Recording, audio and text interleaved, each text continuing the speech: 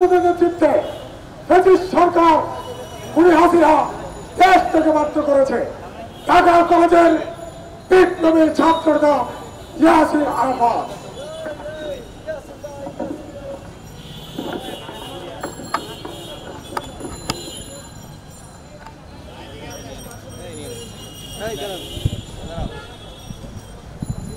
ইয়াসির ওই মাইক্রোফোন গুলো একজনের কাছে দাও।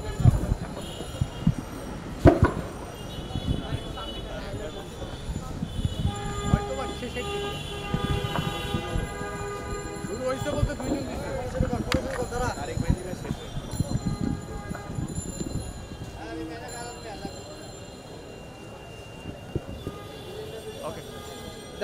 আবু সাইদ মুগ্ধ, শেষ হয়নি এখনো যুদ্ধ। আপনারা দেখেছেন জুলাই আগস্টের ছাত্র জনতারা কিভাবে রাজপথে নেমে এসে স্বৈরাচার আওয়ামী লীগ সরকারের পোষা বাহিনী পুলিশ লীগের বুলেটের সামনে তাদের বুক পেতে দিয়েছিল এবং ওই প্রশাসন আওয়ামী লীগের দোসররা এবং ভারতের রয়ের এজেন্ডা ঐক্যবদ্ধভাবে আমাদের সহযোদ্ধা এবং আমাদের ছাত্র জনতাদের গুলি করে প্রত্যেকটা স্পটে জায়গায় মেরে ফেলেছে। আপনারা দেখেছেন এখনো মৃত্যুর হার দিন দিন বেড়েই চলেছে। আপনারা জানেন ঢাকা মেডিকেল থেকে শুরু করে পিজি হাসপাতাল এবং ঢাকার বিভিন্ন সরকারি বেসরকারি হাসপাতালে এই 24-এর গণঅভ্যুত্থানের শহীদেরা তাদের এবং এই 24-এর গণঅভ্যুত্থানের বীর যোদ্ধারা এখন প্রত্যেকটা মেডিকেলে তারা চিকিৎসা দিচ্ছে এবং অনেক জায়গায় যে সকল ভাইরা মারা গিয়েছেন তাদের মৃত্যুর সনদপত্র নেওয়া এখন ঠিক মতো দেওয়া হচ্ছে না। অস্বীকার করছে বলছে না আমাদের এখানে চিকিৎসা হয় নাই। আমি 4 আগস্টের একটা ঘটনা বলতে চাই। চাঙ্কারপুরে সন্ধ্যা 7:30টার সময় আমার চোখের সামনে একটা বেসরকারি পলিটেকনিক্যালের একটা ছেলের মাথায় বুলেট লেগে সামনে থেকে বেরিয়ে গিয়েছিল। তাকে মেডিকেলে ভর্তি করার পরে আমরা যখন তার লাশ নিয়ে বের হলাম আমাদের ঢাকা মেডিকেল থেকে কোনো সনদপত্র দেওয়া হয় নাই। আমরা রাত 11টার দিকে ওই মৃত্যু লাশ নিয়ে গণভবন অভিমুখে আমরা মিছিল বের করেছিলাম। শাহবাগ চত্বরের ওখানে এই আওয়ামী লীগের দোসরেরা আমাদেরকে গুলি করে ওখান থেকে তাড়িয়ে দিয়েছিল। আমরা লাশ রেখে পালিয়ে যেতে বাধ্য হয়েছিলাম। আজকে আমরা দেখছি এই বীর যোদ্ধাদের বিরুদ্ধে ষড়যন্ত্র করা হচ্ছে। আমরা দেখছি আওয়ামী লীগের যে সকল আমলাতন্ত্র রয়েছে আওয়ামী লীগের দোসরেরা এখনো তাদেরকে সেই সকল জায়গা থেকে নামানো হচ্ছে না। কেন নামানো হচ্ছে না আমার জানতে বড় ইচ্ছা করে। কারণ আপনারা যখন ছাত্র জনতার প্রতিনিধিত্ব করছিলেন তখন ছাত্র জনতার মুখের বাণী আপনারা বলতেছিলেন, কিন্তু যখনই না ক্ষমতায় বসে গিয়েছেন এই ছাত্র জনতার মাথার উপরে পায়ে রেখে ক্ষমতা বসে যাওয়ার পরে আপনাদের গোল পাল্টে ফেলছেন। ভাবতেছেন আমরা কিছু বলবো না, তা কিন্তু হবে না। আমরা যদি বাংলাদেশের ফ্যাসিস্ট স্বৈরাচার শেখ হাসিনা খুনি হাসিনাকে যদি এই বাংলাদেশ থেকে তাড়াতে পারি তাহলে তো আপনার আমাদের কাছে কিছুই না।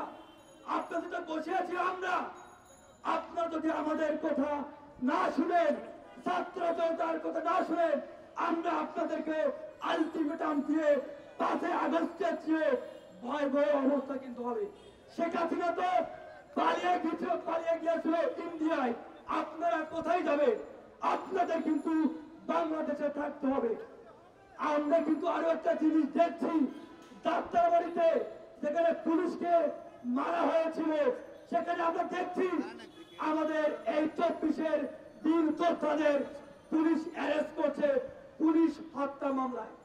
আমি আইন উপদেষ্টা আসিফ নজরুল স্যারকে বলতে চাই, আমি আপনাকে সম্মান করি, শ্রদ্ধা করি, তাই বলি এই নয় এই 24-এর গণঅভ্যুত্থানের জুলাই এবং আগস্টে যে সকল পুলিশ নিহত হয়েছে হত্যা হয়েছে, এরা সবাই আওয়ামী লীগের দোসর।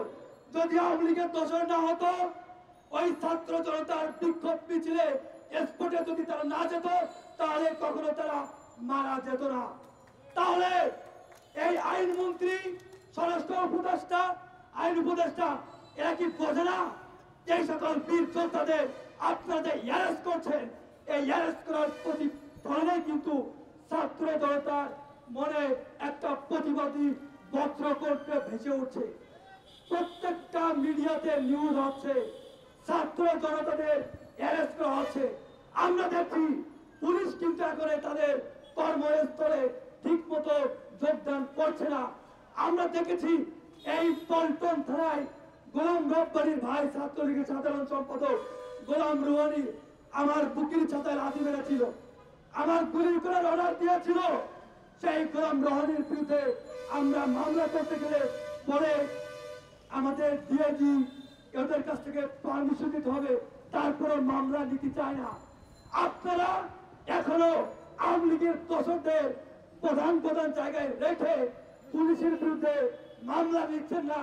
যারা সরাসরি এই ছাত্র জনতার বুকে গুলি চালাতে নির্দেশ দিয়েছিল, গুলি চালিয়েছিল, তাদের বিরুদ্ধে অ্যাকশন না নিয়ে এই ফ্যাসিস্ট সরকারকে যারা এই বাংলাদেশ থেকে তাড়িয়ে দিয়েছে, আপনারা তাদেরকে অ্যারেস্ট করছে। আপনাদের এই দুঃসাহস আপনারা পেয়েছেন কোথায়? আমরা ছাড় দেই, আমরা কিন্তু ছেড়ে দেই না। আমরা দেখছি এই সচিবালয়ের যে আমলাতন্ত্রের প্রধান আলী ইমাম মজুমদার, এ কিন্তু একজন আওয়ামী লীগের চিহ্নিত দোষর, ভারতের এজেন্টও। এরা রয়ের তত্ত্বাবধানে এরা ওই সচিবালয়ে বসে বসে এখনো আমাদের এই বাংলাদেশটাকে, এই নতুন বাংলাদেশকে, ছাত্র জনতার গণঅভ্যুত্থানের এই নতুন স্বাধীনতার বাংলাদেশকে ষড়যন্ত্র করে ধ্বংস করতে চায় এবং বিদেশের কাছে উপস্থাপন করতে চায় এই বাংলাদেশ আওয়ামী লীগ সরকারের হাতে ভালো ছিল। আমরা কখনো এটা প্রমাণ করতে দিব না এই ছাত্র জনতারা যে আওয়ামী লীগ সরকারের হাতে এই বাংলাদেশ ভালো ছিল। আপনারা দেখছেন এই দুর্গা পূজা উপলক্ষে আমরা দেখেছি বিভিন্ন জায়গায় আওয়ামী লীগের দোষরেরা এই দুর্গা মন্দির ভাঙার জন্য তারা ধরা পড়েছে, ভাঙতে গিয়েছিল। আমরা কিন্তু রাতভর পাহারা দিয়েছি দুর্গা এই মন্দিরগুলা। আজকে আমরা যেটা বলবো, স্পষ্টভাবে বলতে চাই, এই আওয়ামী লীগের দোষরেরা এখনো যে সকল সেক্টরে বসে রয়েছে, এখানে ব্যানারে একজনের ব্যক্তি আছে গোবিন্দ বর, এগুলো ভারতের এজেন্ট, রয়ের এজেন্ট, চিহ্নিত এজেন্ট এবং বাংলাদেশের এই 24-এর গণঅভ্যুত্থানের হত্যাকারীর একজন প্রধান নির্দেশদাতা। যখন আমাদের ইন্টারনেট বন্ধ ছিল, তখন কিন্তু এই রয়ের এজেন্টরা প্রকাশ্যে গুলি করেছে। আমরা তো এই রামপুরা, যাত্রাবাড়ি, মিরপুর জায়গা থেকে শুনতে পেয়েছি এই যে সকল পুলিশ গুলি করেছে তারা নাকি হিন্দি ভাষায় কথা বলেছে।